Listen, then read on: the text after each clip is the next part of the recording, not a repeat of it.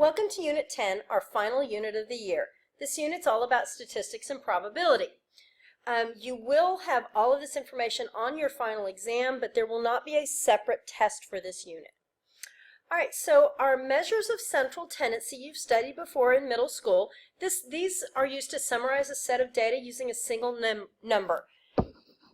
These are your mean, your median, and your mode. And these are all called collectively measures of central tendency. The mean is another word for average. So you're going to take the sum of the data items and divide by the number of items. The way we write this symbol right here is red X bar, and that's the symbol that we use for mean. This symbol right here is a Greek letter sigma, and it's used to denote a sum. So this is saying we are going to add up the values in X and divide by N, where N is the number of items in the list. Median is really just the middle of your list.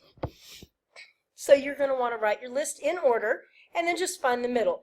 If you have an even number, you don't have an exact middle, so you'll take the two that surround the middle and average those, or take the mean of those two numbers.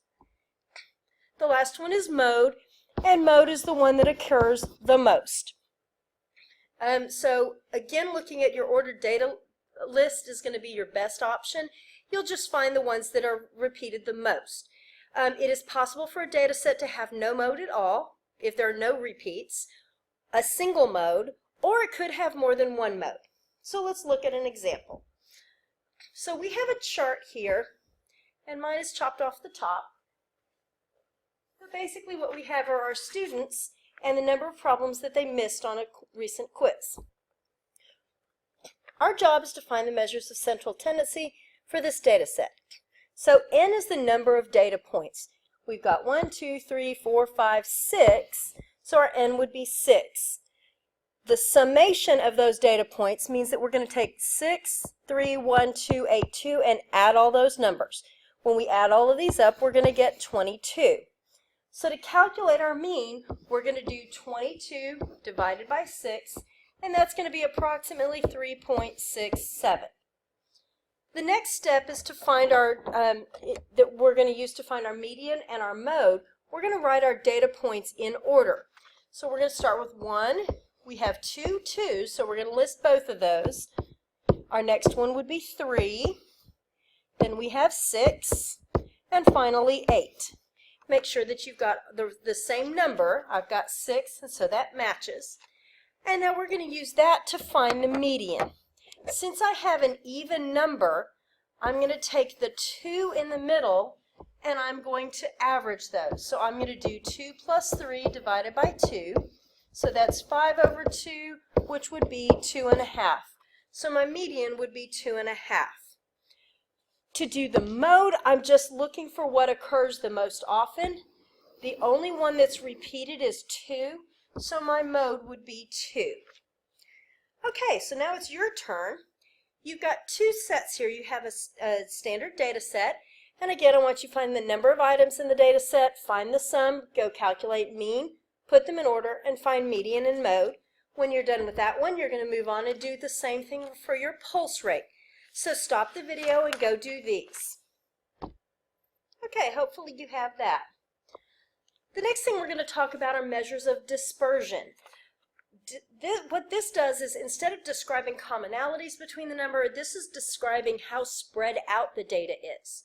So the first one of those, again, you've studied in middle school, and this is the range. And it's the difference between the highest data value and the lowest data value. Remember that difference means subtraction, so we're basically going to do high minus low. So let's go through an example here.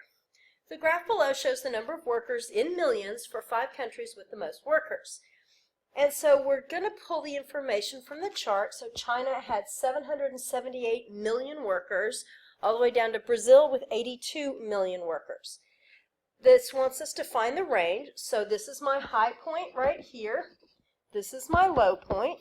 So I'm going to do my high minus my low, and I'm going to get 696. So the range of data is 696 million workers. Make sure that when you're pulling information, you're paying attention to the units.